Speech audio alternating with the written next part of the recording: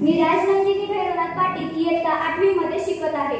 आज मी इथे आदर्श शिक्षण प्रसारक मंडळाच्या वर्धापन दिनानिमित्त आणि त्याचबरोबर गुरुवर्य के.टी. पाटील सर यांच्या जयंतीनिमित्त तरुणांमधील वाढती व्यसनाधीनता या विषयावर भाष्य करणार आहे।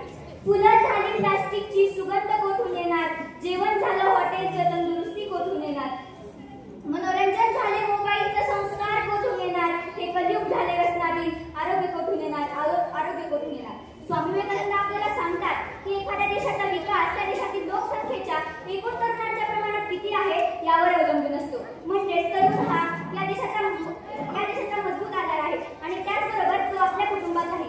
आई वडिलांनी उड्या डोळ्यांनी हाताला चटके खाऊन केला तो कशाचा आधार आहे, म्हणजेच कालचा आजचा आणि उद्याचा तरुण हा स्तंभ आहे। पण हा स्तंभ आज कुठेतरी भटकलेला दिसतोय, कोणत्या तरी जाळ्यात अडकलेला दिसतोय। होय, तो व्यसनाधीनतेच्या बळी। आता व्यसन म्हणजे नेमके तरी काय, तर एखाद्या गोष्टीचा अतिरेक होणं किंवा त्या गोष्टीची आवड निर्माण होणं यालाच आपण व्यसन म्हणू शकतो। आता मी एक थोडक्यात तुम्हाला प्रसंग सांगते। एका शास्त्रज्ञाने एका दारू पिणाऱ्या माणसाला उचलून आणलं आणि त्याला सांगितलं की बाबा दारू पिणं काही चांगलं नाही। मग त्याने 2 ग्लास घेतले, एका ग्लासात दारू तर दुसऱ्या ग्लासात पाणी टाकलं आणि दोन्ही ग्लासात एक पिठक टाकलं। आता परिस्थिती अशी झाली की दारूच्या ग्लासमधील पिठक मरून गेला तर पाण्याच्या ग्लासमधील पिठक जिवंत राहिला। हे बघितल्यानंतर त्या शास्त्रज्ञाने त्या दारू पिणाऱ्या माणसाला विचारलं की बाबा तू काय बोध घेतलास या दृष्टांतातून, तर तो दारू पिणारा काय म्हणतो हे का?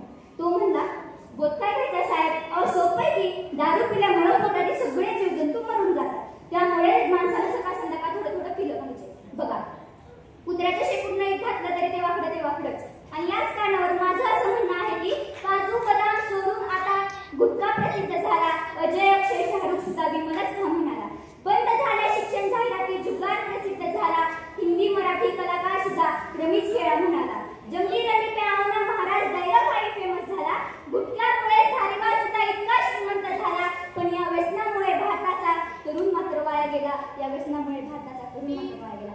अरे वयाच्या 16व्या वर्षी आईने सांगितले, शिवबा तुला स्वराज्य जिंकायचे, आईचा आदेश मानून स्वराज्य जिंकणारे, स्वराज्य निर्माण करणारे छत्रपती आपल्याला आठवतात, हे विश्वाचे माझे घर असं म्हणणारे संत ज्ञानेश्वर आपल्याला आठवतात। आणि आजचे तरुण बघा, रात्री 4-10 वाजेपर्यंत बेधून